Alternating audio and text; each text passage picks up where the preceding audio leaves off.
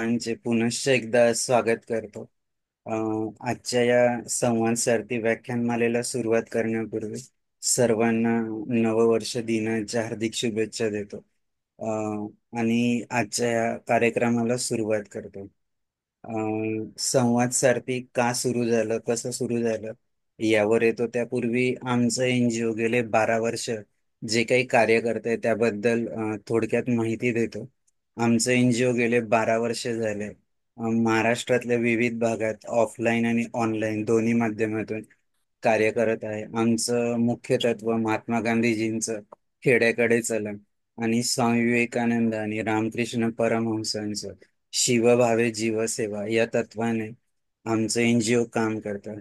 गेल्या 12 वर्षात आम्ही ग्रामीण विकास, पर्यावरण, शिक्षण, आरोग्य, महिला सबलीकरण अशा विविध क्षेत्रात कार्य केलं.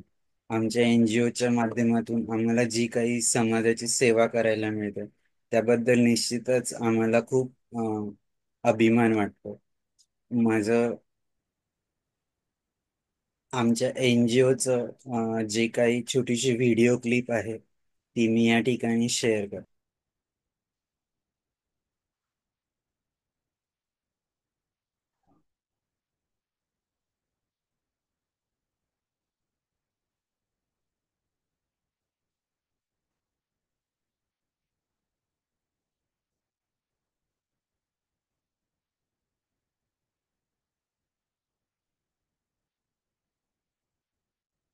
आंधी में वसुधा का कल्याण न भूले।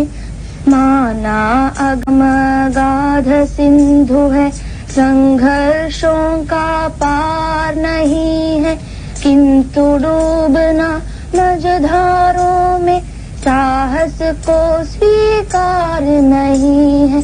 जटिल समस्या सुलझाने को नूतन अनुसंधान न भूले। निर्माणों के पावन युग में हम चरित्र निर्माण न भूले। स्वार्थ साधना की आंधी में वसुधा का कल्याण न भूले। शील विनय आदर्श श्रेष्ठता तार बिना झंकार नहीं है। शिक्षा क्या स्वर साध सकेगी यदि नैतिक आधार नहीं है। कीर्ति कौमुदी की गरिमा में संस्कृति का सम्मान न भूले। निर्माणों के पावन युग में हम चरित्र निर्माण न भूले। स्वार्थ साधना की आंधी में वसुधा का कल्याण न भूले। आविष्कारों की कृतियों में यदि मानव का प्यार नहीं है, सुजन ही। कोरोना काळात जेव्हा आमच्या सगळ्या फिजिकल ऍक्टिव्हिटी बंद होत्या, आम्ही ऑगस्ट 2020ला ऑनलाईन वेबिनार सिरीज सुरू केली, ज्याचा विषय ग्रामीण विकास किंवा आणि कृषी प्रक्रिया उद्योग यापासून सुरुवात केली. यासोबतच स्पर्धा परीक्षा मार्गदर्शन असेल, कृषी शी रिलेटेड जे काही वेगवेगळ्या शेती पद्धती आहेत, म्हणजे millets farming, natural farming, organic farming या विषयावर देखील आम्ही ऑनलाईन वेबिनारचे आयोजन केले. यासोबत त्या काळात खूप लोक मोबाईल, टीव्ही, कम्प्युटर या स्क्रीनचा वापर करत होते जास्त. तर त्यावर कसं कंट्रोल करायचं यासाठी आम्ही पॅरेंट्स आणि चिल्ड्रन्सचे वर्कशॉप घेतले ऑनलाईन स्वरूपात. यासोबत आपले दैवत छत्रपती शिवराय असतील, डॉक्टर बाबासाहेब आंबेडकर, भगवान गौतम बुद्ध यांच्या चरित्रावर देखील आम्ही व्याख्यानमालेचे आयोजन केले. यासोबत चलो विश्व शांती की ओर, जलसुरक्षा, यासोबत आरोग्य शी रिलेटेड वेबिनार्स, असे वेबिनार्स आम्ही ज्यावेळेस आयोजित केले तर संपूर्ण महाराष्ट्रातून आम्हाला विविध स्तरातून चांगल्या पद्धतीचं असं आम्हाला जो काही हे प्रतिसाद मिळाला. हे सगळं करत असताना जाणवत होतं की आपण असं काहीतरी नवीन प्रकल्प सुरू करावा की ज्या ठिकाणी आपल्याला एक नवीन संवाद करता येईल लोकांशी, म्हणून आम्ही संवाद सारथी अ, या व्याख्यानमालेची सुरुवात केली. याचा मुख्य उद्देश जे पण डिफरंटली एबल किंवा अपंग व्यक्ती आहे त्यांचा जीवन प्रवास जाणून घेणं हा होता. आम्ही खूप लोकांशी चर्चा केल्यानंतर आमच्या मुख्य मार्गदर्शिका भावनाताई विसपुते यांच्या मार्गदर्शनाने 15 ऑगस्ट 2022 ला आम्ही स्वातंत्र्य दिनाच्या 75व्या अमृत महोत्सवाच्या दिवशी याची मुहूर्तमेढ केली आणि प्रत्येक सोमवारी रात्री 8 वाजता आम्ही या वेबिनार सिरीजला सुरुवात केली. आतापर्यंत 131 महानुभाव येऊन गेले. प्रत्येकाच्या कडून आम्हाला नवीन गोष्टी ऐकायला मिळाल्या, शिकायला मिळाल्या. आणि हे का सुरू केलं, तर जेव्हा एखादी अपंग किंवा डिफरंटली एबल व्यक्ती असते, तर ती त्यांचं जीवन जगत असताना त्यांच्या जीवनात खूप सारा संघर्ष असतो. हा संघर्ष करत असताना ते त्यांच्या जीवनाचं बॅलन्सिंग कसं करतात, आपल्यातल्या कमी कशा ओळखतात, त्यावर मात कशी करतात, आपलं जे काही करिअर आहे त्यात इतरांसोबत स्पर्धा करून कधी त्यांच्यासोबत कधी त्यांच्या पुढे कसा जाण्याचा प्रयत्न करतात, यासाठी या व्याख्यानमालेचं सुरुवात झाली. आणि निश्चितच आम्हाला अभिमान वाटतो की आता 132व्या वेबिनार मध्ये आपण आहोत. आणि निश्चितच प्रत्येक वेळेस एक नवीन महानुभाव त्यांचा जीवनात असलेला संघर्ष, त्यांचा जीवन अनुभव त्या संघर्षातून निर्माण झालेला, तर तो निश्चितच सर्वांसाठी पथदर्शक असतो. मी जास्त वेळ न घेता आपल्या आजच्या वक्त्या भाग्यश्री मोरे मॅडमचा परिचय करून देण्यासाठी डॉक्टर अनिता मॅडमला रिक्वेस्ट करतो. धन्यवाद सर. नमस्कार. संवाद सारथी पुष्प 132. संकल्प फाउंडेशन सामनेर आयोजित संवाद सारथी या वेब संवाद सत्रातील पुष्प 132. संवाद सारथी या वेब संवाद सत्रातील 131 पुष्प गुंफण्यासाठी आपल्या अपंगत्वावर मात करत सामाजिक क्षेत्रात आपले वेगळे स्थान निर्माण करणाऱ्या पुणे येथील राष्ट्रीय न्यास स्थानिक समितीच्या सदस्य असलेल्या तसेच समाजसेवा हीच ईश्वर सेवा मानणाऱ्या अशा आपल्या ज्या वक्त्या आहेत आज, ह्या माननीय भाग्यश्री गिरीश मोरे मॅडम आज आपणास वक्त्या म्हणून लाभलेल्या आहेत. मॅडमचा थोडक्यात परिचय. मॅडमचं शिक्षण संगणक व्यवस्थापनात मास्टर मॅडमने केलेलं आहे आणि संगणक शास्त्रात पदवी मॅडमने घेतलेली आहे. म्हणजे master in computer management, bachelor in computer science असे मॅडमचे शिक्षण झालेले आहे. मॅडम व्यवसायाने सोशल वर्कर आहेत आणि विशेषतः दिव्यांग लोकांसाठी सामाजिक कार्य मॅडम करत असतात. मॅडमला जो खेळ आवडतात, madam para shooting, wheelchair marathon मॅडमला खेळायला आवडतात. तसेच गाणे म्हणणे, लॉंग ड्रायव्हिंग करणे हे मॅडमचे छंद आहेत. मॅडम सामाजिक क्षेत्रामध्ये खूप सक्रिय असतात. समाजसेवाच मॅडमचा व्यवसाय असल्यामुळे मॅडम सामाजिक कार्यामध्ये अतिशय सक्रिय असतात. मॅडमची स्वतःची फेसबुक चॅनलचं एक स्वतःचं पेज पण आहे. तर सामाजिक कार्यामध्ये मॅडम विशेषतः अपंग विवाहावर विशेष मॅडमचं लक्ष असतं. अपंग विवाह संदर्भात सर्व प्रश्न सोडविण्यासाठी मॅडम अतिशय तत्पर असतात आणि तोच मॅडमचा सामाजिक कार्यामधला एक प्रमुख भाग आहे, प्रमुख कार्य मॅडमचं आहे. 2015 मध्ये मॅडमने अपंग विवाहाचे पहिले शिबिर मॅडमने घेतले.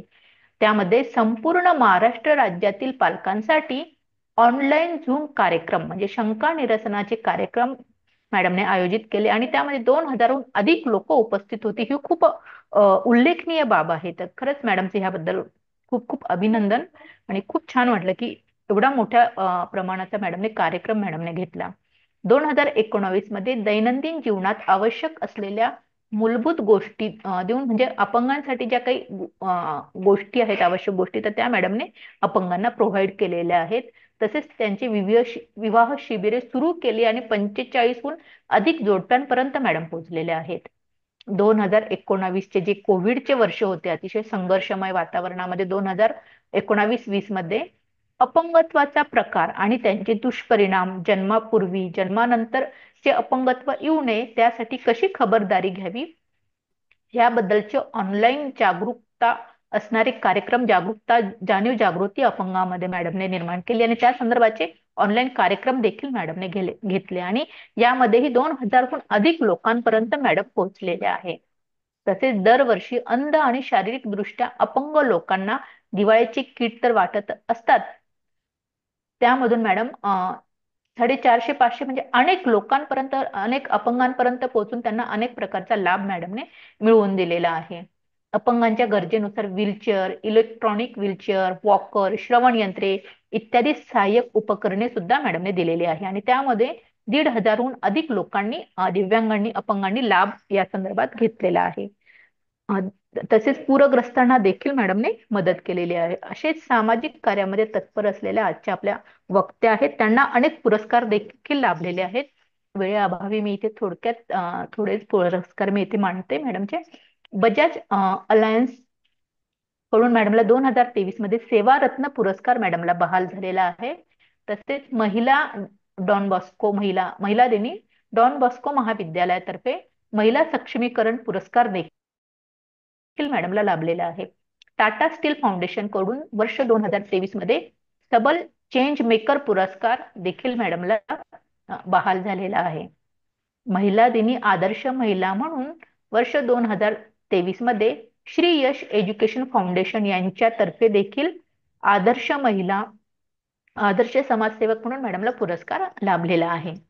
वर्ष 2023 मध्ये विज्ञान आणि तंत्रज्ञान पार्क पुणे विद्यापीठातील आंतरराष्ट्रीय महिला दिनी अपंग क्षेत्रात काम केल्याबद्दल मॅडमला पुरस्कार मिळालेला आहे. तर अशा ह्या आपल्या ज्या अष्टपैलू व्यक्तिमत्वाच्या ज्या मॅडम आहेत, भाग्यश्री मोरे मॅडम, त्या आज आपल्याशी माझे यशस्वी जीवन या विषयावर संवाद साधणार आहेत. चला तर मग आपणही संकल्प फाउंडेशनच्या संवाद सारथी या वेब संवाद उपक्रमात सहभागी होऊया आणि अडथळ्यांवर मात करत पुढे जाण्यासाठी नवीन ऊर्जा मिळवूया. तर अधिक वेळ न घेता मी पुढील सूत्रे विशाल सरांकडे सोपविते. धन्यवाद. धन्यवाद डॉक्टर अनिता मॅडम.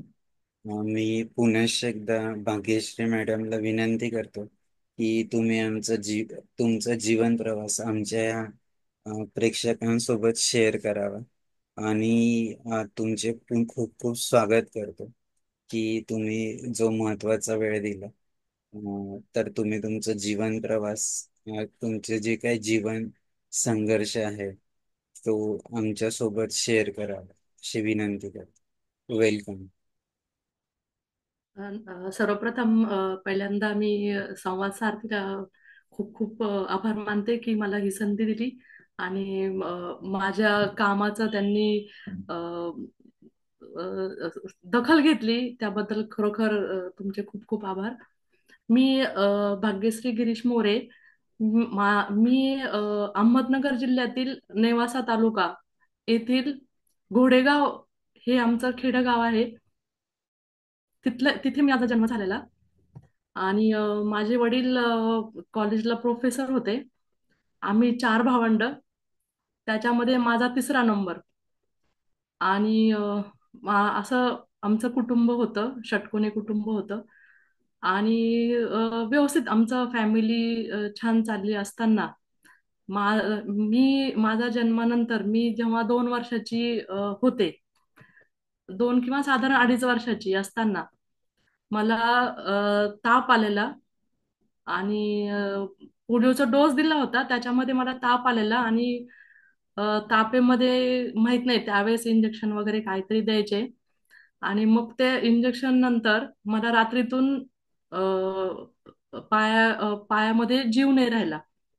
तर मग सकाळी उठल्यानंतर आईने डॉक्टरांना विचारलंय की हिच्या पायामध्ये ताकद नाही राहिली. तर आई घाबरली. डॉक्टरांनी चेक वगैरे केलं. डॉक्टर म्हटले हिला पोलिओ झालाय. तर आमचं पूर्ण कुटुंब जेवढं हसत खेळत चाललेलं होतं ते एकदम म्हणजे टेन्शन मध्ये आलं, आणि त्यांना वाटलं आता कसं होणार आता, आणि त्यात मुलगी. पण माझ्या घरच्यांनी थोडाही संधी न घालवता त्यांनी ताबडतोब व्यवस्थित उपचार करून माझ्यावर चांगले विलास करून मला प्रत्येक ठिकाणी जिथं कुणी काय सांगेल की इथं जा तुम्ही, तिथं जा तुम्ही, असं करून करून मला अ, थोडं तरी माझ्या पायावर उभं केलं, थोडं तरी मला चालायला शिकवलं. त्याच्यानंतर पुण्याला आम्ही डॉक्टर संचेती यांच्याकडे जाऊन आम्ही कॅलिफर घालून चालायला मला लावलं. असं करत करत मी थोडं थोडं चालायला लागले. आणि मग मॉलिश करणे वगैरे वगैरे. घरच्यांनी खरोखर खूप कष्ट घेतले आणि खूप मेहनत घेतली मला पायावर उभं करण्यासाठी. आणि मी लहान असल्या कारणाने मी अ, थोडं कंटाळा करायची किंवा रडायची. तर थोडा मारही मिळायचा त्याच्यामध्ये. आणि पण ते माझ्या चांगल्यासाठी सगळं करत होते. माझे फॅमिली म्हणजे माझे भाऊ, माझे काका, आत्या, सगळ्यांनी खूप मेहनत घेतली आणि मला माझ्या पायावर उभं केलं. आता चालणं वगैरे ठीक आहे, थोडंफार चालता यायला लागलं आणि सगळं झालं. मग वडिलांना फक्त प्रश्न होता, आता हिचं फक्त शिक्षण व्यवस्थित करायचं. जरी आपण खेडेगावातलं असं तरी पण शिक्षणाला माझ्या वडिलांचं खूप पहिल्यापासून खूप प्रोत्साहन होतं, कारण ते स्वतः प्रोफेसर होते. तर असं करत करत मला मग पहिलीला घातलं. मला त्या काळामध्ये नवीनच इंग्लिश स्कूल अशी छोटीशी एक निघाली होती. आपलं म्हणजे खूपच साधी शाळा होती ती. आणि मग त्याच्यामध्ये घातलं, आणि मग असं करत करत माझा भाऊ मला सोडवायचा किंवा माझे वडील सोडवायचे, काका सोडवायचे, असं कुणी पण सोडवायचं, घ्यायला यायचं. असं करत करत माझं 7वी पर्यंत शिक्षण नेवासा तालुका येथे झाले. त्याच्यानंतर मग परत वडिलांना वाटलं की हिला आणखीन आपण चांगलं शिक्षण द्यायला पाहिजे, कारण आता शिक्षणाशिवाय तर काही पर्यायच नाहीये. आणि मलाही वाटतं की खरोखर शिक्षण पाहिजेच दिव्यांग व्यक्तींना. तर मग आम्ही नगरला शिफ्ट झालो. अहमदनगर जिल्ह्यामध्ये म्हणजे नगर सिटीमध्ये आम्ही शिफ्ट झालो. आणि तिथे मग मला 8वी पासून मी माझं शिक्षण नगर जिल्ह्यामध्ये घेतलं. आणि 10वी झाली. नंतर वडिलांना वाटलं आता 10वी नंतर आता काय करायचं. 11वी आर्ट्सला घ्यायचंय, कॉमर्सला घ्यायचंय, सायन्सला घ्यायचंय, हिला कुठलं जमणार उभं राहून, तर जास्त ही काही जास्त करू शकणार नाही. तर वडिलांनी तरी म्हटलं की आपण हिला सायन्स साईड देऊयात, म्हणजे हिला पुढं काहीतरी चांगलं काहीतरी करता येईल. मग कॉलेजशी चर्चा करून सायन्स साईड घेऊन मग हिला थोडस उभं राहून बसून काय प्रॅक्टिकल्स करता आले तर बघा, असं तसं विचार करून 11वीला ऍडमिशन घेतली. माझा क्लास होता 3ऱ्या फ्लोअरला. 3rd फ्लोअरवर क्लास होता. आम्हाला 3rd फ्लोअर चढून जायला लागायचं त्यावेळेस. त्यावेळेस असं काही नव्हतं की वर्ग खाली आणणे किंवा तुम्हाला काहीतरी फॅसिलिटीज देणे, इतकं काही दिव्यांगांसाठी काही फॅसिलिटीज नव्हत्या. तरी आम्ही त्याच्यातून संघर्ष करून आम्ही 3rd फ्लोअरवर जाऊन परत कुठलं लेक्चर ऑफ असेल तर पुन्हा खाली यायचं, पुन्हा वरती जायचं. पण शिक्षण घ्यायचं एवढं मात्र ठरवलं होतं. असं करत माझं 12वी सायन्सही झालं. आता 12वी सायन्स झाल्यानंतर पुढे काय करायचं परत, तो मोठा प्रश्न पडत वडिलांसमोर, कारण दुसरीकडे कुठं हॉस्टेलला ठेवणं पण शक्य नव्हतं. कारण मला घेऊन घ्यायला जायला लागायचं, सोडायला जायला लागायचं, सगळं म्हणजे भाऊ आणि माझी बहीण वगैरे सगळे करायचे. नंतर मग आमच्या कॉलेजमध्ये त्यावेळेस नवीनच कॉम्प्युटर सायन्स म्हणून एक नवीन कोर्स आलेला. फर्स्ट फर्स्ट टाइम आमच्या सिटीमध्ये तो कोर्स आलेला. मग वडिलांना त्यांच्या मित्रांनी वगैरे सांगितलं की कॉलेजच्या त्या प्रिन्सिपल आमचे जे होते त्यांनी पण सांगितलं की हिला संगणक क्षेत्रामध्ये घाला, म्हणजे हिला बसल्या बसल्या सगळं काही करता येईल. आणि उद्या जॉब जरी लागला तरी हिचं सगळं बैठी काम राहील. अशा पद्धतीने मग त्यांनी हा विचार करून मला संगणक क्षेत्रात घातलं. मग मी बॅचलर इन कॉम्प्युटर सायन्समध्ये ऍडमिशन घेतली. माझं BCS कम्प्लीट झालं. त्यानंतर पुन्हा मी आमच्या तिथे मग कॉम्प्युटर मॅनेजमेंट हा एक कोर्स निघाला. मग मी तोही पोस्ट ग्रॅज्युएशन माझं कॉम्प्युटर मॅनेजमेंट मध्ये झालं. असं सगळं शिक्षण करता करता आता जॉब वगैरे मी त्यावेळेस परत मग पार्ट टाइम जॉबही शोधला. माझं पोस्ट ग्रॅज्युएट चालू असताना मी पार्ट टाइम जॉबही केला. म्हणजे असं दिव्यांग म्हणून आम्ही कुठं थांबलो नाही किंवा माझ्या घरच्यांनी मला कुठं थांबवलं नाही. आणि मीही त्यांच्या प्रत्येक गोष्टीला मी पण साथ देत गेले. असं करत करत माझं शिक्षण झालं. आता घरच्यांचं पुन्हा सुरू झालं की आता हिचं शिक्षण झालं, आता हिचं काय करायचं, जॉब करायचा की लग्न करायचं. मेन तर त्यावेळेस खेडेगावामध्ये मुली शिक्षण संपत आलं की लग्नाचा विचार जास्त असायचा. पण योगायोगाने माझं फायनल इयर चालू असतानाच मला स्थळ आलेलं. आणि मग माझं माझं स्थळ असं होतं की माझे मिस्टर पण दिव्यांग. तर आमच्या घरच्यांना पण थोडंसं हे वाटलं की दोघंही दिव्यांग, मग कसं होणार, नको असं, म्हणजे नाही हा असं त्यांचं थोडं सदिच्छा मनस्थिती चाललेली. पण माझे आजोबा एकदम म्हणजे खेडेगावातले असून, जुन्या काळातले असून, माझ्या आजोबांनी सांगितलं नाही, ते दोघंही समदुःखी किंवा सम आहेत, सारखे आहेत, तर ते एकमेकाला जास्त समजून घेतील. असं माझ्या काकांना आणि वडिलांना समजून सांगितलं आणि माझं लग्न ठरलं. माझे मिस्टर त्यावेळेस IIT एमटेक मधून कॉम्प्युटर सायन्स झालेले. त्यांनी दिल्लीमधून IIT कॉम्प्युटर सायन्स डिग्री घेतलेली. आणि मग आमचं लग्न झालं. असा माझा हा सगळा प्रवास आतापर्यंतचा. लग्न झाल्यानंतर पुन्हा आम्हाला असं म्हणजे घरच्यांना वाटलं की आता कसं संसार करणार, ह्यांचं भाज्या कोण आणणार, ह्यांचं किराणा कोण आणणार. त्यावेळेस स्कूटर वगैरे हे आम्हाला काही माहिती नव्हतं की आपल्याला 3 व्हीलर स्कूटर असतात किंवा म्हणजे असं आम्हाला कधी ते बघायला पण नव्हतं मिळालं, खरं सांगायचं तर. असं मग झाल्यानंतर अ, योगायोगाच्या गोष्टी म्हणाव्या किंवा संघर्ष करत करत अ, माझे मिस्टर एका कंपनीत जॉबला होते, IT कंपनीमध्ये. तर त्यांच्या कंपनीने त्यांना US ला जाण्याची संधी दिली. आणि मी 1998 ला माझं लग्न झालं. आणि 98 ला आम्ही दोघंही US ला गेलो.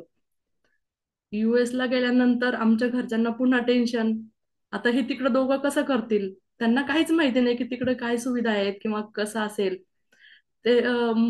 नाही, नको जाऊ म्हणत होते. पण आम्ही सगळे बाकीचे म्हटले की नाही, तिकडे खूप सुधारलेलं आहे, उलट इकडच्या पेक्षा तिकडे जास्त त्यांना स्कोप मिळेल, असं म्हणून मग आम्ही गेलो. 98ला मी US ला गेले. US ला गेल्यानंतर खरोखर तिथं खूप सुरुवातीला प्रॉब्लेम्स आले, कारण आम्हाला गाडी येत नव्हती. आम्हाला जाण्या येण्याचे खूप प्रॉब्लेम्स झाले. नंतर मग असं कळालं की तिथे अशा कार आहेत की त्या हाताने चालवतात. आणि मग आम्ही त्याचं सगळं स्टडी केला, आम्ही सगळ्यांकडे चौकशी केली. तिथं असं कळालं की तिथे क्लासेस घेतले जातात. 98 1998ला त्यावेळेस hand control first time US मध्ये मी बघितलेलं. आणि मग आम्ही तिथे क्लास करून आम्ही गाडी शिकलो. आम्ही स्वावलंबी झालो, सगळ्यात पहिलं म्हणजे आम्ही स्वावलंबी झालो. आणि मग US वरून आम्हाला वाटलं की तिथे आता नाही जमत आहे एवढं दोघांना. तर मग आम्ही परत इंडियामध्ये परत आलो. इंडियामध्ये आल्यानंतर मला आम्ही ठरवलं की आपल्याला एक मुलगा वगैरे पाहिजे म्हणून. तर आम्ही तसंही सगळं प्लॅनिंग करून, तर त्याच्यामध्ये पण रिस्क फॅक्टर खूप होत्या. डॉक्टरांना पण वाटायचं की दोघं दिव्यांग आहेत, हिला जमेल का असं, म्हणजे असे भरपूर प्रश्न होते.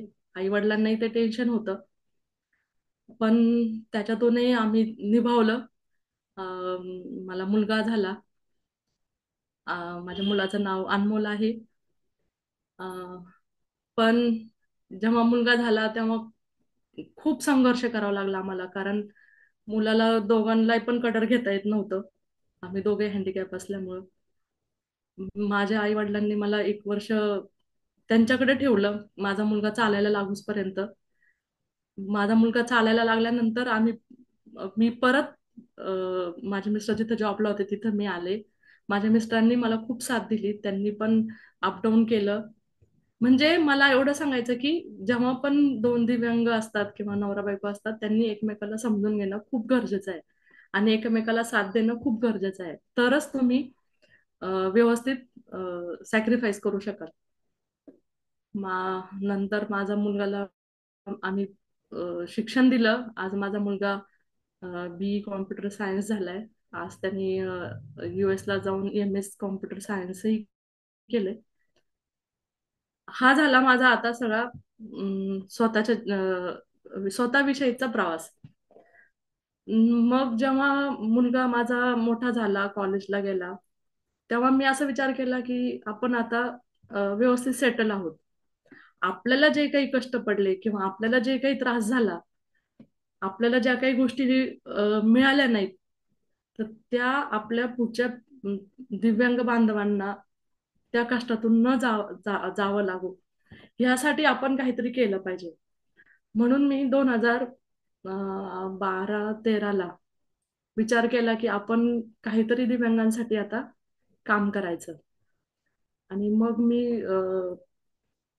सुरुवात केली की आपण कशा पद्धतीने करू शकू. मला गव्हर्नमेंटचे लोक मिळत गेले. मी गव्हर्नमेंटच्या संस्थांसोबत पण काम केलं.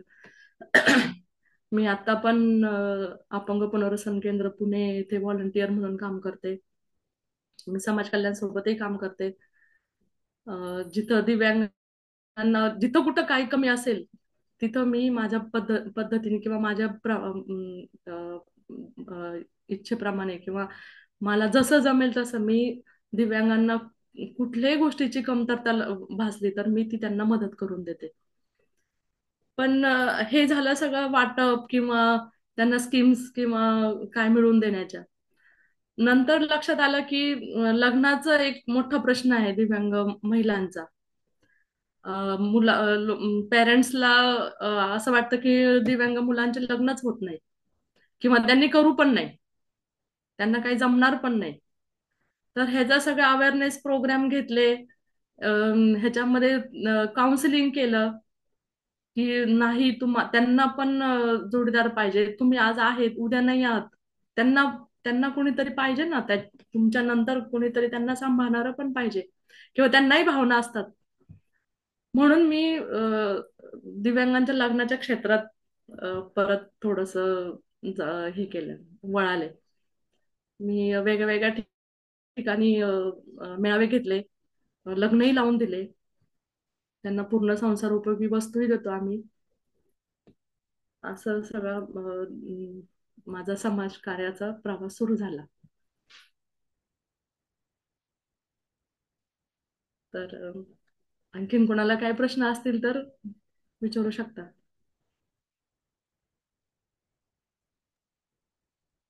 मॅडम, तुम्ही खेळाबद्दल नाही सांगितलं तुमच्या हो.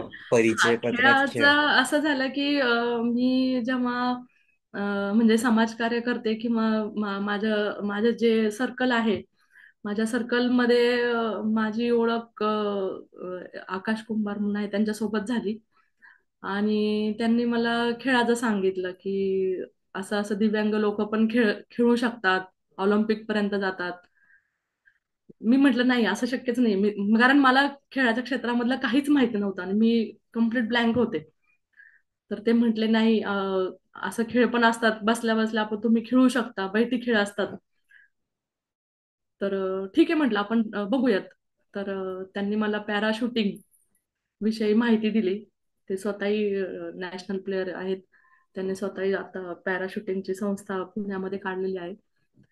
आणि नॅशनल लेवलचे पण गेम्स आता ते घेतात. त्यांचे भरपूर मुलं पण पॅरा ऑलिम्पिक मध्ये गेलेले आहेत. मग त्यांनी मला सांगितलं, तुम्ही पॅरा पिस्टल मध्ये भाग घ्या, तुम्ही प्रॅक्टिस करा. आणि मी वयाच्या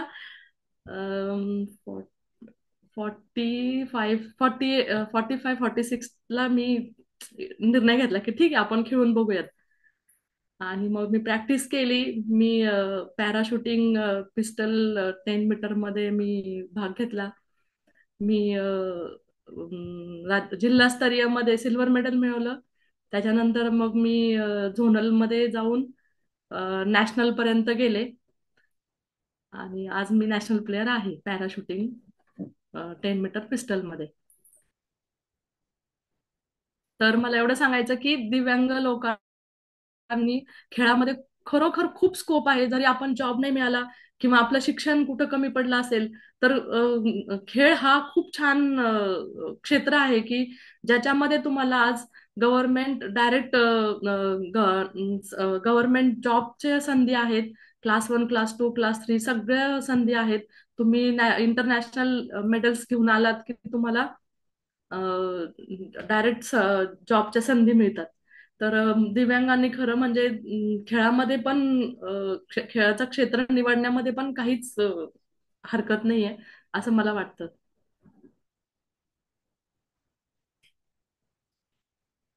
आणि मी स्पर्धा पण घेतल्या. मी क्रिकेट व्हीलचेअर क्रिकेटच्या मी सर्वप्रथम पुणे व्हर्सेस बॉम्बे पण स्पर्धा भरवल्या. मी वेगवेगळे स्किल डेव्हलपमेंटचे प्रोग्राम्स घेते की ज्याच्यातून त्यांना रोजगाराच्या संधी मिळतील, त्याच्यामधून त्यांना रोजगार मिळेल. त्यानंतर मी वेगवेगळे अवेअरनेस प्रोग्राम्स घेतले, दिव्यांगत्व येऊ नये म्हणून, किंवा वेगवेगळ्या आजारांवर मी ऑनलाईन कोविडमध्ये प्रोग्राम्स घेतले. आणि ऑनलाईन माझं भरपूर प्रोग्राम्स चालू असतात. मी लायन्स क्लबमध्येही काम केलं. मी Lions Club president Pune Pimple Saudagar मध्ये राहिलेली आहे. माझ्या प्रेसिडेंट काळामध्ये मी दिव्यांगांसाठी भरपूर कामं केली. मी देवराई प्रोजेक्ट राबवलं, ज्यामध्ये की तुम्हाला झाडे लावायचं. मी आज जवळजवळ 250-300 झाडं लावली. मी गव्हर्नमेंट शाळेमध्ये लावली, काही खाजगी शाळांमध्ये लावली. म्हणजे मला जे प्रत्येक क्षेत्रात काम करायला आवडतं आणि मी प्रत्येक क्षेत्रात काम केलंय. कारण की आपल्याला कुठल्याही गोष्टीचा अनुभव असावा आणि आपण आधी त्याच्यामध्ये काम करायचं आणि मग आपण दुसऱ्यांना सांगू शकतो की हे पण चांगलं आहे, ते पण करू शकतो, हे पण करू शकतो असं. म्हणजे माझं असं आहे की प्रत्येक गोष्टीत आपण स्वतः अनुभव घ्यायचा आणि मग आपण ते दुसऱ्यांना आपण ते सांगायचं. असं वेगवेगळ्या संस्थांसोबत मी काम करते. कुठले तुम्हाला चॅलेंजेस आले तर ते चॅलेंजेस मध्ये मी त्यांना मदत करून देते. आणि असं पूर्ण महाराष्ट्रामध्ये कोणालाही काही मदत लागेल तर कुणीही मला फोन करू शकतं, कुणी मला विचारू शकतं. मी एनी टाइम अवेलेबल आहे. मॅडम, तुमचं पीपीटी समोर आहे. मी नेक्स्ट नेक्स्ट करतो मग तुम्ही सांगितल्यावर त्याच्याबद्दल सांगा. हे कशाबद्दल?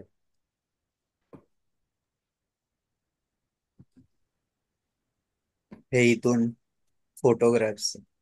हो, हे कॉलेजमध्ये आम्ही हेल्थ चेकअप कॅम्प घेतला होता. आय स्क्रीनिंगचा कॅम्प घेतला होता कॉलेजमध्ये. आपल्याला असं वाटतं की मुलांना की आम्हाला चष्मा नाहीये किंवा आम्ही एकदम तंदुरुस्त आहोत. तर मी प्रेसिडेंट लायन्स क्लब प्रेसिडेंट असताना मी आय स्क्रीनिंग कॅम्प घेतला. त्याच्यामध्ये किती मुलांना चष्मा लागलेला होता आणि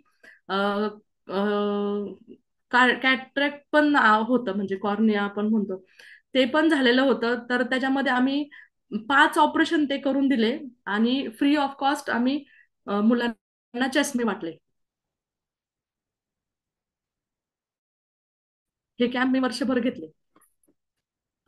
हे आम्ही Bajaj Allianz, sorry, Bajaj insurance, मी ट्रेनिंग स्किल डेव्हलपमेंटचे वेगवेगळे ट्रेनिंग्स घेत असते. त्याच्यामध्ये हा आम्ही एक बजाज ट्रेनिंग बजाज इन्शुरन्सचा घेतला होता. त्याच्यामध्ये मुलांनी पास झाले. जवळजवळ 23 मुलं त्याच्यामध्ये पास झाले आणि बरेचसे मुलं आता ते बजाज इन्शुरन्सचं काम करतात ते. म्हणजे दिव्यांगांना पण ही संधी खूप छान आहे. त्यांच्या स्वतःच्या इच्छेनुसार ते काम करू शकतात. त्यांना टायमिंगचं बंधन नसतं. घरी बसून ते बजाज इन्शुरन्सचं काम करू शकतात किंवा कुठल्याही इन्शुरन्सचं काम करू शकतात. तर ही एक संधी मी त्यांना उपलब्ध करून दिली.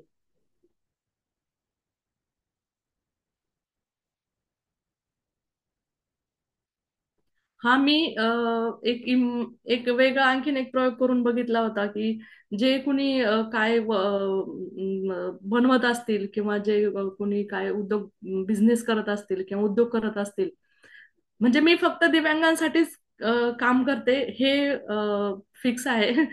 अ, हे माझे जे काही प्रोग्राम्स आहेत हे फक्त दिव्यांगांसाठी आहेत.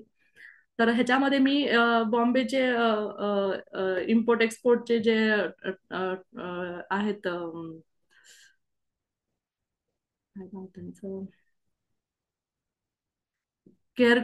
ट्रेड सेंटर आहे मुंबईला. तर त्यांनी मला फ्री ऑफ कॉस्ट लेक्चर दिलं होतं. आणि आम्ही भरपूर पूर्ण महाराष्ट्रातून सगळ्या दिव्यांग बांधवांना जे उद्योग क्षेत्रात आहेत त्यांच्यासाठी आम्ही हा ट्रेनिंग प्रोग्राम घेतला होता. त्याच्यातून बऱ्याच दिव्यांगांना फायदा झाला आणि त्यांना त्यांच्या प्रश्नांचे उत्तर मिळाले. आज त्याच्यामधून पण भरपूर जण इम्पोर्ट एक्सपोर्टचं काम करतात आहे. हे मी छोटे असे स्किल डेव्हलपमेंटचे प्रोग्राम घेतले, ज्याच्यातून मुलांना काही शिकायला मिळेल. वेगवेगळे त्यांना बनवून ते त्यांचे पेरेंट्स मार्केटिंग करून विकू शकतील. या पद्धतीने आम्ही राखी मेकिंग, पेपर क्विलिंगचं वगैरे वेगवेगळे ट्रेनिंग घेतले.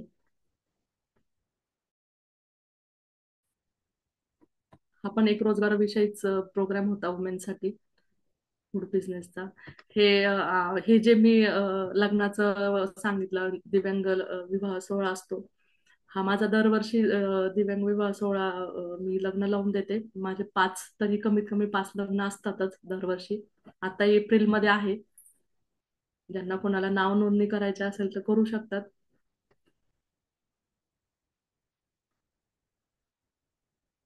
हे सुप्रियाताई सुळे, खासदार सुप्रियाताई सुळे यांच्या मार्फत आम्ही 12 लग्न लावून दिले होते. आणि लग्न लावून दिल्यानंतर आम्ही त्यांच्याशी वर्षभर आम्ही त्यांच्या कॉन्टॅक्टमध्ये असतो की त्यांचं व्यवस्थित चाललंय का, त्यांना काही प्रॉब्लेम आहे का. हे पूर्ण वर्षभर मी त्यांच्या कॉन्टॅक्टमध्ये असते. आज जे एवढे पण मी लग्न लावले ते पूर्ण लोक माझ्या कॉन्टॅक्टमध्ये आहेत. अजूनही मला सगळे फोन करतात की मॅडम आमचं व्यवस्थित चाललंय, मला मुलगा झाला, मला मुलगी झाली, आज माझा मुलगा 1 वर्षाचा झाला. म्हणजे ते ऐकून खरोखर खूप समाधान वाटतं की आज एवढ्या मुलांचे लाईफ सेटल झालेत. हा मी एक first time Mumbai versus Pune wheelchair cricket match घेतली होती. आणि खरं सांगायचं म्हणजे ना, दिव्यांग लोक, माझे जेवढं पण सर्कल आहे सर्वांना आता माहिती झालेलं आहे की मला काही सांगितलं की मी त्याच्यावर काहीतरी त्यांना पर्याय देते किंवा मी त्याच्यामध्ये त्यांना मदत करते. तर असंच मुलं सांगतात, मॅडम आम्हाला मॅच भरवायची आहे, तुम्ही स्पॉन्सर करता का, किंवा स्पॉन्सर मिळवून देता का. आणि त्याच्यामधून आम्ही हे सगळे करतो. हा स्वतःच मी स्पॉन्सर केला होता. आणि आज ते मुलं नॅशनल इंटरनॅशनल प्लेअर आज आहेत. हे सर्व मुलं आज नॅशनल इंटरनॅशनल प्लेअर आहेत क्रिकेट व्हीलचेअरचे.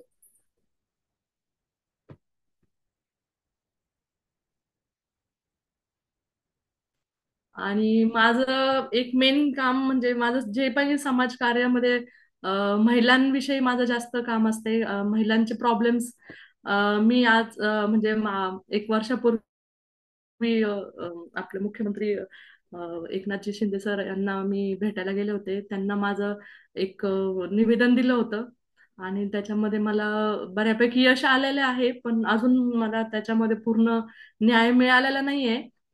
पण मी तो अजून प्रयत्न करत आहे आणि मला तो न्याय लवकर मिळावा ह्याच्यासाठी सर्वांनी मला साथ द्यावी किंवा मला प्रोत्साहन द्यावं, मला मदतही करावी. तो मुद्दा असा होता की मी राज्यपालांकडे पण गेले तो मुद्दा घेऊन. माझा मुद्दा असा होता की ज आज जो काही गव्हर्नमेंट जॉबचे जे पालक आहेत त्यांचे जे दिव्यांग मुलं आहेत त्यांना त्यांची पेन्शन त्यांच्यानंतर लागू होते. हे सर्वांना माहिती आहे, त्याचा GR पण आहे. जी पेन्शन दिव्यांग मुलांना मिळते गव्हर्नमेंट जॉबमध्ये ज्यांचे पालक आहेत त्यांची, तर त्याच्यामध्ये स्टेट गव्हर्नमेंटनी असा रूल टाकलेला आहे की अ, लग्न झालेला मुलगा त्या पेन्शनसाठी लागू असतो, पण लग्न झालेली मुलगी लागू नाही. म्हणजे लग्न झालेल्या मुलीला ती पेन्शन मिळत नाही. तर माझा मुद्दा असा आहे की जर दिव्यांग मुलगा तो लग्न झालेला आहे, त्याची बायको कमवतीये, तोही कमवतोय, तरी तुम्ही त्याला ती पेन्शन देताय, तर मग लग्न झालेली मुलगी जर स्वतःही कमवत नाहीये किंवा तिचा नवरा पण गव्हर्नमेंट जॉबला नसेल किंवा कुठल्या चांगल्या जॉबला नसेल, एक साधा छोटा मोठा जॉब करत असेल, तर त्याला का मिळावी नाही किंवा तिला का मिळावी नाही ती. म्हणजे हे डिस्क्रिमिनेशन वाटलं मला इथं, की लग्न झालेल्या मुलीला त्यांनी थोडस हे केलंय. तर बघूयात, त्यालाही मला यश मिळावं अशी माझी ईश्वरचरणी प्रार्थना आहे. हे माझा मी जिल्हास्तरीय सिल्वर मेडल मला मिळालं होतं पॅराशूटिंग मध्ये. माझं नॅशनल लेवलचं सर्टिफिकेट आहे. नॅशनल खेळले मी. हे मी सिंगिंग कॉम्पिटिशन मी वेगवेगळ्या मुलांना संधी देण्याचा प्रयत्न करते.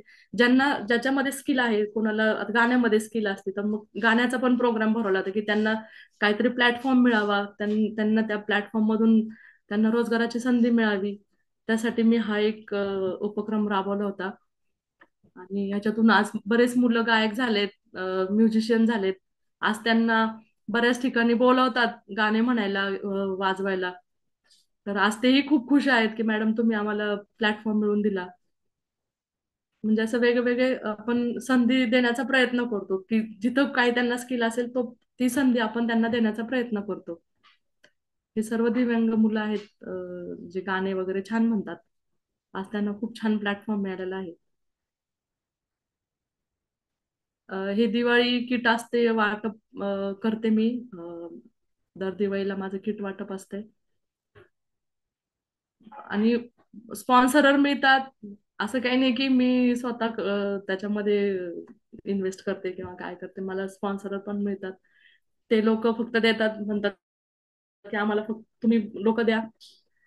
आणि माझं असं आहे की प्रत्येक गोष्ट असं आपण करण्यापेक्षा म्हणजे आपण माध्यम फक्त कधी कधी व्हायचं असते. त्या पद्धतीने मी करते. बुलढाणा साईडला पण इकडून मी त्यांना किराणा वगैरे पाठवला होता. ब्लड डोनेशन कॅम्पही घेतले मी. माझे अचिव्हमेंट्स आहेत, अवॉर्ड्स आहेत.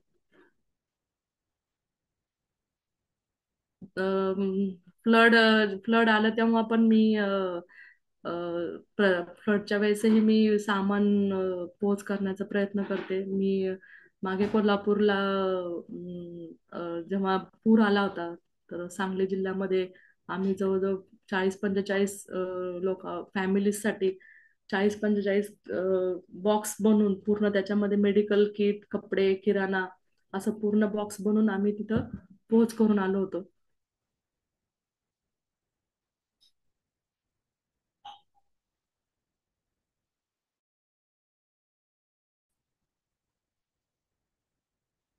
हा, मला एक सांगायचं राहिलं की माझ्या मिस्टरांना 2012 2012ला नॅशनल अवॉर्ड मिळालेला आहे. माझे मिस्टर नॅशनल अवॉर्ड आहे बेस्ट एम्प्लॉय म्हणून इन डिसेबल कॅटेगरी. त्यावेळेस प्रतिभाताई पाटील ह्या राष्ट्रपती होत्या, त्यांच्या हस्ते त्यांना मिळालं होतं.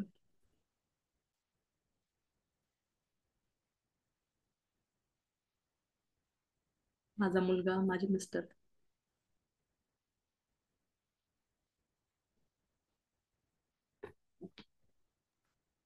मग तुमचा प्रवास खूपच प्रेरणादायी आहे आणि तुम्ही जे काय उपक्रम सुरू केले तुमचं सेटलमेंट झाल्यानंतर ते पण वेगवेगळ्या म्हणजे लेवलचे वेगवेगळ्या क्षेत्रातलं मॅडम, या संपूर्ण प्रवासात जसं तुम्ही सांगितलं अं, की तुम्हाला बालपणीच पोलिओ झाला, हम्म. तर तेव्हापासून आतापर्यंत तुमच्या ह्या प्रवासात तुमच्या जीवनातला सर्वोच्च आनंदाचा क्षण कुठला आहे की जो तुम्ही कधी विसरू शकत नाही? आनंदाचा क्षण, माझं शिक्षण माझ्या घरच्यांनी खरोखर खूप कष्टाने केलेलं. कारण की त्यावेळेस एवढी परिस्थिती पण नव्हती. जरी जॉब असला वडिलांचा तरी खर्चही तेवढा होता. आम्ही चौघ भावंड होतो. पेमेंटही तेवढं काही खास नसायचं आणि आमची जॉईंट फॅमिली असल्यामुळे आमचे काका वगैरे सगळे आम्ही जॉईंट होतो. तर तेवढ्या कष्टातून मला वडिलांनी कुठेही शिक्षणामध्ये कमी केलं नाही. आणि माझ्या भावानी पण बहिणीनी पण माझ्यासाठी खूप कष्ट घेतले. त्यांनी त्यांचं कॉलेज सांभाळून, त्यांची शाळा सांभाळून, सायकलवर मला घेऊन जायचं, घेऊन यायचं. आणि मला शाळा बुडू दिली नाही किंवा क्लास बुडू दिला नाही. त्यांच्या स्वतःचा ते म्हणजे कधी ऑफ करायचे, पण मला त्यांनी कधीही असं हे केलं नाही की आज आम्हाला आमचं कॉलेज आहे, तुला आज सुट्टी, तू आज सुट्टी घे, असं कधीही मला माझं कॉलेज बुडू दिलं नाही त्यांनी. माझ्या शिक्षणामागं माझ्या घरच्यांचा खरोखर खूप मोठं योगदान आहे. आणि शिक्षणाशिवाय मी काय आज जे काही मी आहे ते मी शिक्षणामुळे आहे. त्याच्यामुळे मला तो खूप आनंदाचा क्षण आहे की माझ्या फॅमिलीने मला त्या काळामध्ये खूप छान शिक्षण दिलं. आणि याच्या अगदी विरुद्ध तुमच्या जीवनातला वेदनादायी क्षण की जो कधी विसरू शकत नाही? वेदनादायी असं मी कधी म्हणजे खरं सांगायचं तर मी स्वतःला कधी दिव्यांग समजलंच नाही. आणि मी मला हे माहित नव्हतं की एवढे दिव्यांग पण असतात. कारण मी फक्त एवढंच ठरवलं होतं की आपल्याला शिक्षण घ्यायचं, आपण शिक्षण करायचं, आपल्या पायावर उभं राहायचं. त्याच्यामुळे मला असं दुःख असं मी जाणवलं नाही की मला हे जमत नाही किंवा ते जमत नाही. मी प्रत्येक संधीचा फायदा घेण्याचा प्रयत्न केला. मी प्रत्येक ठिकाणी मी संघर्ष करण्याचा प्रयत्न केला. त्याच्यामुळे मला असं दुःख मी कधी जाणूनच घेतलं नाही. झालं असेल, मला कधी कधी जाणवायचं की आपण डिसेबल असल्यामुळे आपल्याला हे करता येत नाही, ते करता येत नाही किंवा ह्याच्यामध्ये भाग घेता येत नाही, त्याच्यामध्ये भाग घेता येत नाही. पण मी अ, जास्त ते मनाला लावून घेतलं नाही किंवा जास्त लक्ष दिलं नाही त्याच्याकडे. ठीक आहे, नाही नाही तर नाही असं म्हणून मी प्रत्येक वेळेस निग्लेक्ट केलं. ज्या गोष्टी आपल्याला नाही जमत आपण त्या निग्लेक्ट करायच्या. आपण दुसरा काहीतरी पर्याय शोधायचा, आपण दुसरीकडे संधी साधायची. आणि प्रत्येक दिव्यांगांनी हेच करावं की कधी कमी आपल्याला स्वतःला लेखायचं नाही की आपल्याला हे जमत नाही, ते जमत नाही. आपण प्रत्येक गोष्टीचं प्रत्येक संधीचा फायदा आपण घेतला पाहिजे आणि आपल्याला जे जमतंय त्याच्यामध्ये आपण काहीतरी चांगलं करण्याचा प्रयत्न करायला पाहिजे. एवढंच मी सांगू शकते. मॅडम, या सगळ्या प्रवासात जसं तुमचं शिक्षणापासून तर अगदी सामाजिक कार्य, तुम्ही जे एवढं सगळं करतात तर याच्या मागे ची एनर्जी किंवा हे सगळं करण्याची प्रेरणा ती कुठून मिळाली किंवा ते कसं वाटलं की मला करायचंच आहे? आणि आत्ताही तुम्ही सांगितलं की तुम्ही लायन्स क्लबच्या प्रेसिडेंट पण होत्या, तर हे सगळं कसं काय तुम्हाला प्रेरणा मिळत गेली आणि ते सातत्याने कार्य करताय? खरं सांगायचं तर मला फॅमिली सपोर्ट खूप मिळाला. म्हणजे परिस्थिती असू नसू मला फॅमिलीने खूप सपोर्ट केला. आणि आपल्यामध्ये पण जिद्द पाहिजे की आपण हे करू शकतो. आणि तुम्ही जर स्वतःला जर नाही तसं सिद्ध करू शकले तर पब्लिक किंवा सोसायटी पण तुम्हाला तसं त्या दृष्टीनेच बघणार. पण तुम्ही जर तुमच्याकडून प्रत्येक गोष्टीत पॉझिटिव्ह दाखवलं तर सोसायटी पण तुम्हाला तेवढं पॉझिटिव्हली घेते. आणि मला खरोखर खूप चांगले लोक मिळत गेले आणि खूप चांगलं सर्कल मला मिळत गेलं. आणि मला संधी पण खूप छान छान मिळत गेल्या. आणि प्रत्येक संधीत मी माझं 100% देण्याचा प्रयत्न केल्यामुळे समोरच्यालाही ते प्रेरणादायी वाटायचं की हिला हिला एवढे त्रास होत असून पण ही करते तर आपण का नाही. आणि त्यांनी मला प्रत्येक ठिकाणी मला संधी दिली. आणि मी त्या संधीचं खरोखर प्रत्येक ठिकाणी मी त्याचा संधीचं कष्टाचं मी सोनं केलं. असं मला वाटतं. मॅडम, एक कुठलाही हे नाही की कम्पॅरिझन नाही, पण तुम्ही अमेरिकेतही राहून आलात आणि भारतात पण आता, म्हणजे भारतात भरपूर वर्ष घालवले. तर तिथं जे काही अपंग लोकांना मिळणाऱ्या सुविधा आहे त्या आपल्यापेक्षा खूप बेस्ट आहे का, की इझिली ऍक्सेसिबल सगळं आहे? तर त्याबद्दल थोडक्यात सांगा. अ, खरोखर आपल्यापेक्षा आपल्या भारतामध्ये पण आता भरपूर सुविधा झाल्यात, फॅसिलिटीज आल्यात. पण म्हणजे आम्ही ज्यावेळेस 1998ला जेव्हा आम्ही गेलो, त्यावेळेस आपल्याकडे खरोखर काहीच नव्हतं दिव्यांगांसाठी.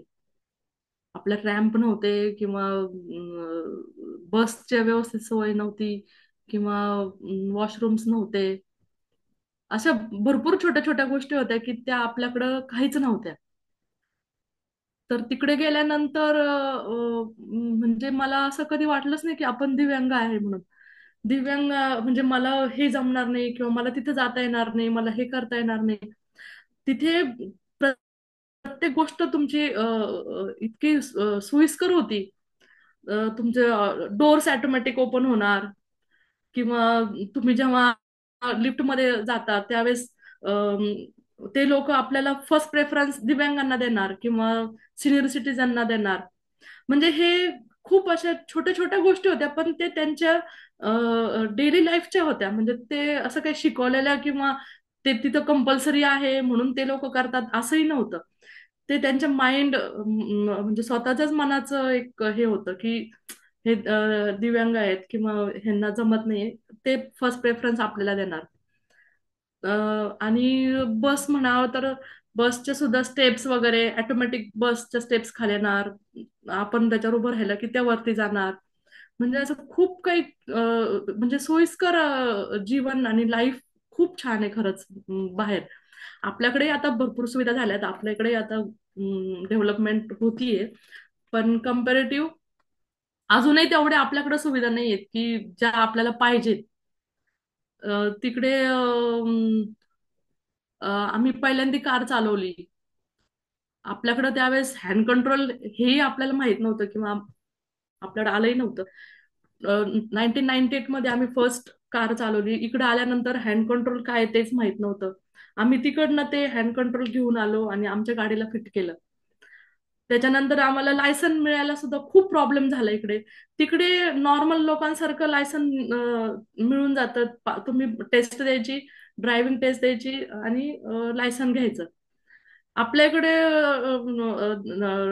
डिसेबलचं लायसन म्हटलं की त्यावेळेस आरटीओलाही जास्त माहित नसायचं. आणि अजूनही तो प्रॉब्लेम खूप आहे आपल्याकडं की ड्रायव्हिंग लायसनला खूप प्रॉब्लेम येतो आपल्याकडे अजूनही.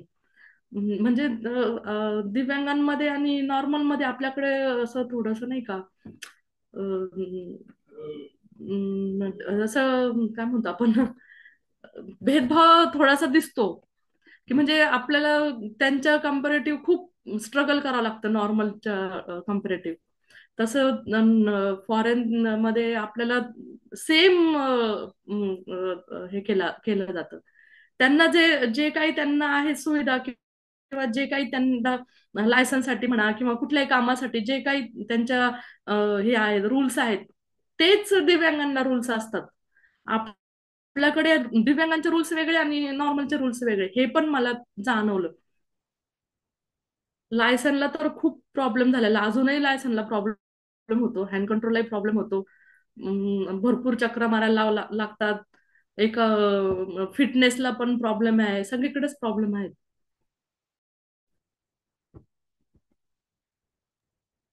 Thank you madam. तुमचा खूप छान प्रवास आहे. मी डॉक्टर अनिता मॅडमला विनंती करतो की त्यांनी बोलावं.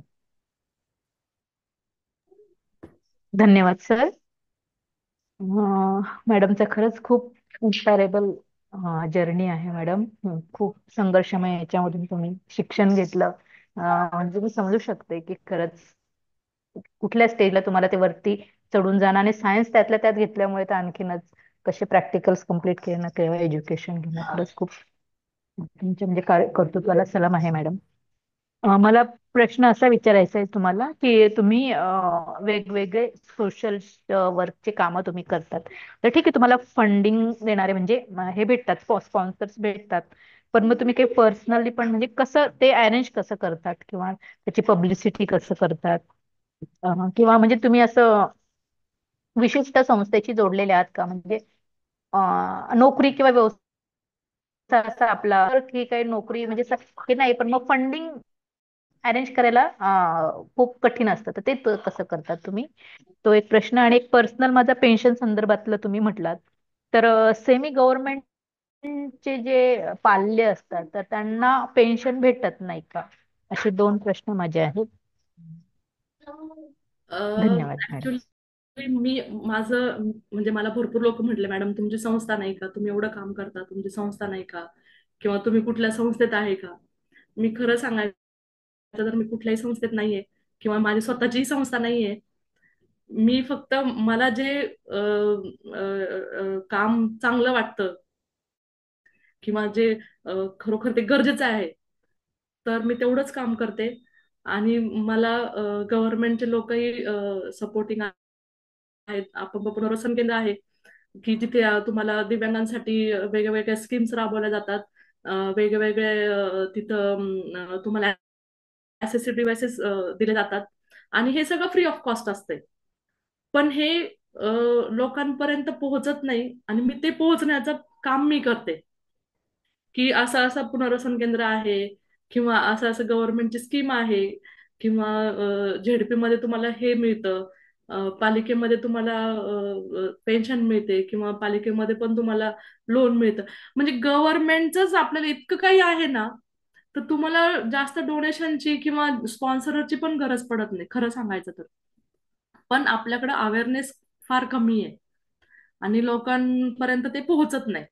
तर मी ते पोहोचवण्याचा प्रयत्न करते, आणि पोहोचवते जेवढं मला शक्य होईल तेवढं मी ते पोहोचवते. कुठं वाटप असेल किंवा गव्हर्नमेंटचं काही वाटप असेल तर मी त्यांना, लोकांना तिथपर्यंत पाठवते. लोक म्हणतात आम्हाला माहितच नाही.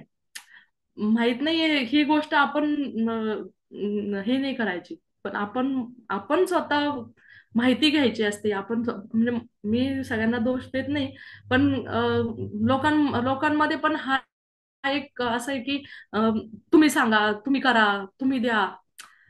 आणि लोक आपण पण डोनरनी म्हणा किंवा कोणी पण आहे ना, फ्री ऑफ कॉस्ट गव्हर्नमेंट सगळ्या काही गोष्टी देते, सगळ्या काही स्कीम्स देते, सगळ्या काही सुविधा देते. आपण फक्त ते सांगायचा प्रयत्न केला तरी ते पण एक समाजकार्याचं होऊन जातं. पेन्शनचा मुद्दा तुम्ही म्हणाल तर सेमी गव्हर्नमेंटचं नाहीये मला वाटतं, ते पेन्शन त्यांना मिळत नाही दिव्यांगांना. पण जे काही गव्हर्नमेंट जॉबच्या जे पालक आहेत, त्यांना जी पेन्शन चालू आहे, त्यांच्यानंतर त्यांच्या वाईफला मिळते, वाईफ नंतर मग मुलांना मिळते. कारण माझे वडील एच एल मध्ये होते आणि मग मला पेन्शन नाही लागू, म्हणून मी हा प्रश्न विचारला. याच्यामध्ये गव्हर्नमेंटचं जर त्यांना पेन्शन चालू असेल, त्यांना होती, होती त्यांना थोडी, म्हणजे अगदी तुटपुंज होती पण होती.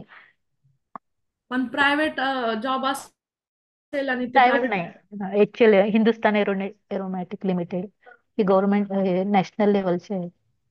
तर मग तुम्ही तिथे चौकशी करू शकता तर की त्यांनी हे ते कारण दिलेलं, हे मी तुम्हाला सांगितलं ते कारण त्यांनी दिलं. काय. हे सेमी गव्हर्नमेंट आहे म्हणून.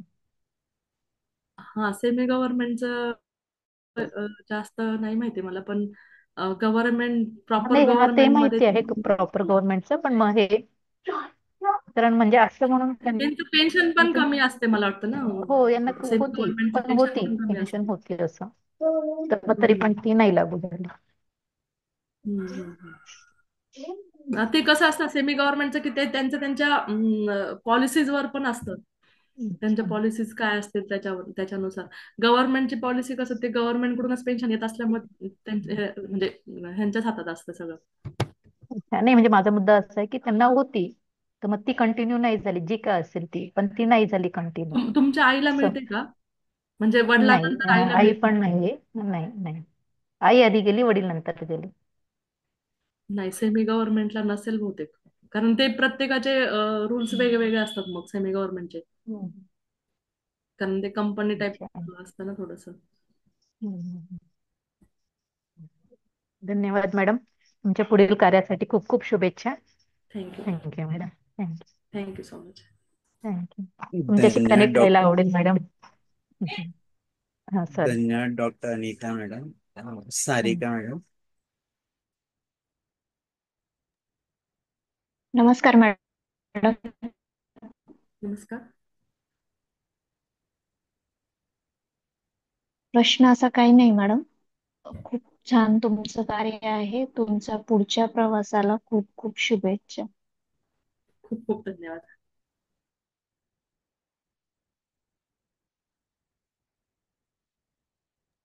धन्यवाद भाग्यश्री मॅडम. तुम्ही जो तुमचा बहुमूल्य वेळ आमच्या ह्या संवाद सारथी आणि संकल्प फाउंडेशनला दिला, त्याबद्दल आमच्या दोन्ही अं, संकल्प फाउंडेशन आणि संवाद सारथी परिवाराकडून तुमचे ऋण व्यक्त करतो. भविष्यात पण आपण संवादात राहूया, संपर्कात राहूया. आणि निश्चितच तुम्ही जे काय कार्य करता आणि जसं तुम्ही सांगितलं की कोणालाही काही मदतीची गरज असेल तर मला संपर्क करा, तर निश्चितच आम्हाला जर कोणाची काही रिक्वायरमेंट आली तर आम्ही तुमच्याशी त्यांना संपर्क करायला सांगू. तुमच्या भावी आयुष्यासाठी खूप खूप शुभेच्छा. जाता जाता एक छोटासा संदेश सर्वांना द्यावा, नंतर आपण छोट्याशा प्रार्थनेने आजच्या कार्यक्रमाची सांगता करूया. ते आज थोडा वेळ बदलल्यामुळे नेहमी येणारे आमचे जे श्रोतेगण आहेत ते हम्म. येऊ शकले नाही, कारण ते सोमवारची सवय झाली आहे सगळ्यांना. पण तुमच्या विनंतीनुसार आपण ते आज सॉरी. रविवारी घेतले. सॉरी, माझ्याकडून पण थोडस उद्याचा जरा माझं शेड्यूल असल्यामुळे मला जमलं. नाही नाही, काय हरकत नाही. तर जाता जाता एक छोटासा संदेश सर्वांसाठी द्यावा, मग आपण प्रार्थनेने आजच्या कार्यक्रमाची सांगता करूया. मी एवढंच सांगू इच्छिते की दिव्यांगांनी स्वतःला कुठेही कमी लेखू नये. अ, अ, जे काही आपण करतो ते आपण चांगलंच करतो आणि करावं. स्वतःच्या पायावर उभं राहावं. अ, त्याच्याशिवाय पर्याय नाहीये. अ, आणि नेहमी हा एक लक्षात ठेवायचं की अ, बाकीचे लोक करतात ठीक आहे, वाय कांट वी. आपणही सगळं काही करू शकतो. फक्त एवढंच म्हणायचं की वाय कांट वी. आणि माझं एक आहे की जिथं कुणी नाही तिथं भाग्यश्री मोरे सर्वांसाठी अवेलेबल आहे.